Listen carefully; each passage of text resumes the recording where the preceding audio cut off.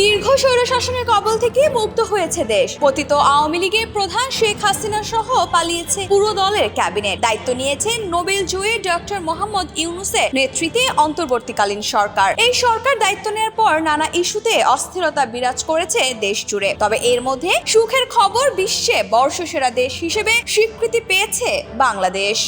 British সাময়িকী the economist এই স্বীকৃতি প্রদান করেছে। এ নিয়ে তারা ডক্টর মোহাম্মদ ইউনূসের একটি সাক্ষাৎকারও নিয়েছে। এই সাক্ষাৎকারে ইউনূস আশা প্রকাশ করেছে তরুণরা দেশকে এগিয়ে নিয়ে যাবেন। তিনি বলেন, তারা নতুন বাংলাদেশ করতে চায়। এই তরুণেরা পুরো বিশ্ব পরিবর্তন করতে পারে।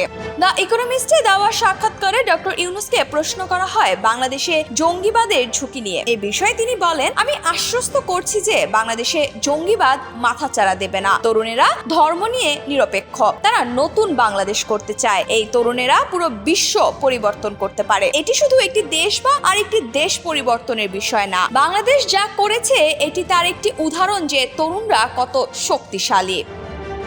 এ সময় তিনি আরো বলেন, আমাদের উচিত তরুণ তরুণীদের প্রতি মনোযোগ দেয়া, বিশেষ করে তরুণীদের ওপর।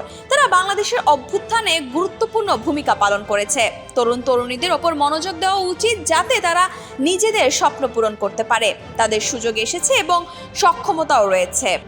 দ্য ইকোনমিস্টের সংবাদদাতাদের মধ্যে উত্তপ্ত বিতর্কে বেছে নেওয়া হয় বিশ্বসেরা দেশ, যেখানে বর্ষসেরা দেশ নির্বাচিত হয় বাংলাদেশ এবং রানার আপ হয়েছে সিরিয়া। প্রতিবেদনে বাংলাদেশ সম্পর্কে বলা হয়েছে, আমাদের এবারের বিজয়ী বাংলাদেশ, যারা এক স্বৈর শাসককে উৎখাত করেছে। আগস্টে ছাত্রদের নেতৃত্বে রাজপথে আন্দোলনের মাধ্যমে শেখ হাসিনাকে ক্ষমতাচ্যুত করা হয়, যিনি 17.5 কোটি জনসংখ্যার দেশটি 15 বছর ধরে শাসন করছিলেন। দেশের স্বাধীনতার হিরোর এক কন্যা হিসেবে তিনি একসময় অর্থনৈতিক প্রবৃদ্ধির নেতৃত্ব দিয়েছিলেন, কিন্তু পরবর্তীতে তিনি দমন শুরু করেন, নির্বাচনে কারচুপি করেন, বিরোধীদের কারাগারে পাঠান এবং নিরাপত্তা বাহিনীকে আন্দোলনকারীদের ওপর গুলি চালানোর নির্দেশ দেন। তার শাসনামলে বিশাল অঙ্কের অর্থ আত্মসাৎ করা হয়।